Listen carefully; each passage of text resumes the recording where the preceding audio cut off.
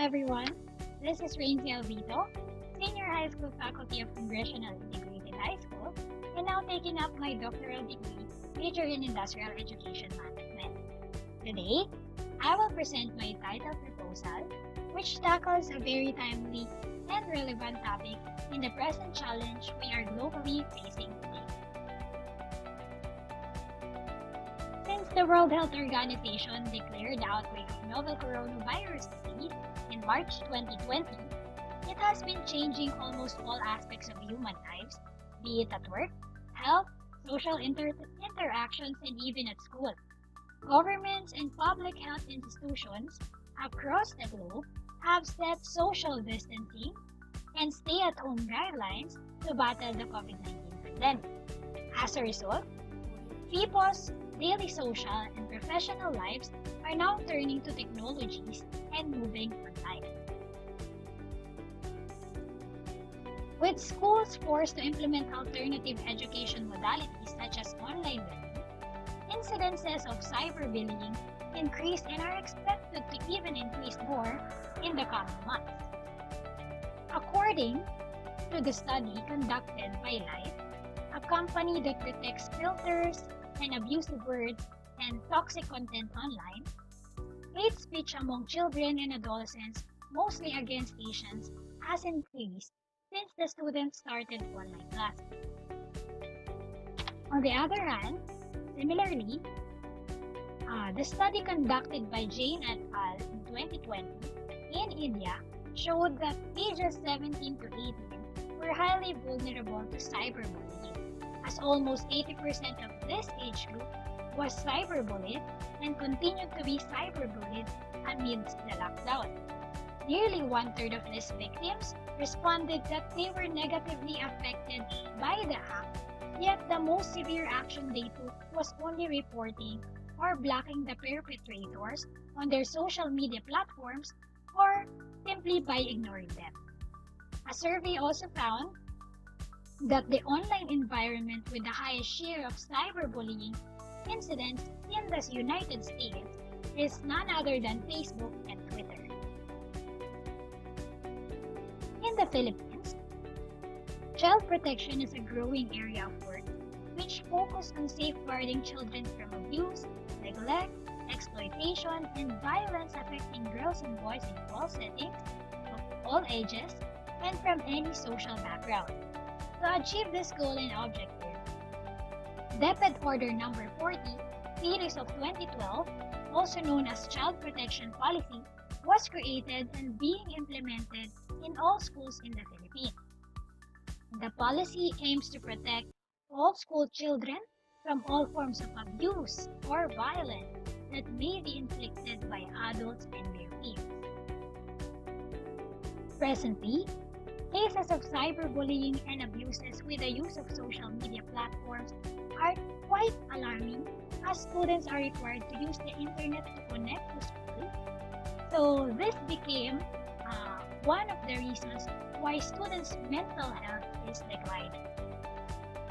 Unlike private schools, the public schools such as those residing in Dasmariñas, Cavite, does not use a single learning management system, but more conveniently uses social media as means to connect with the student. With this type of setup, the presence of cyberbullying is inevitable and cases are perhaps unreported. Thus, the research entitled Online Implementation of the Child Protection Policy in the City Schools Division of Dasmariñas, a basis for an action plan, is hereby proposed by the researcher. Although a lot of research already revolved in CPP, no existing research yet was administered in the time of pandemic of how the child protection policy is administered to battle against cyberbullying and how the policy is controlled in the new normal setup. Thus, it is a must to construct a plan of action for the division through a research study to ensure a student-friendly school even at a distance. Here are the problems to be focused by the proposed study.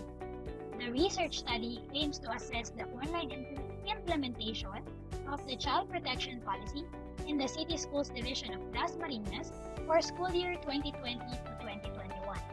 Specifically, this study aims to answer the following question. Number 1. How is the implementation of child protection policy in terms of preparation phase, programs, monitoring, and evaluation? Number 2. What are the problems being encountered in the implementation of CPP in the school? Number 3. How do the respondents deals with the problems encountered? Number 4. What are the suggestions to enhance the implementation of the program? And lastly, number 5. What plan of action can be proposed from the findings of the study? When conducted, this study will be significant and beneficial to the following. First, to the school administrators, this study may serve as their guide on proper implementation of CPP during pandemic and help them in its innovation. To the teachers, to provide them data or more developed strategy in giving proper discipline to the learners despite the distance learning setup.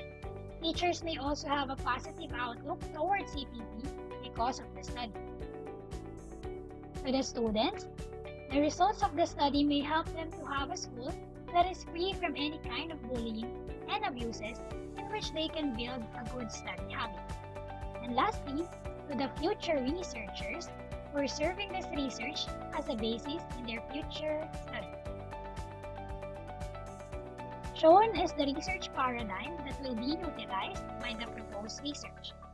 As presented in Figure 1, the Child Protection Policy implementation of the City Schools Division of Dasmariñas for school year 2020 to 2021 will be assessed by its faculty members and schools administrators in terms of information dissemination, preparation, and different pieces of trainings and programs being conducted in the division by the school head, CPP leader, and even classroom teachers.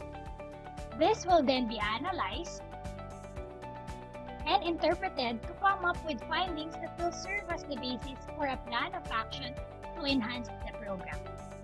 The proposed plan of action will be useful as an intervention to the possible shortcomings of CPP as it is implemented online. This study will utilize qualitative method of research and adopt descriptive research design as it is appropriate to the study in collecting necessary information about the present existing status, issues, and concerns in the implementation of CPP programs in the division of Dasmariñas. On the other hand, the respondents of the study will be 353 teachers and school heads from 5 selected schools in the City Schools Division of Dasmariñas, computed using Sloven's formula and chosen using stratified sampling technique. Presented here is the breakdown of participants per participating school.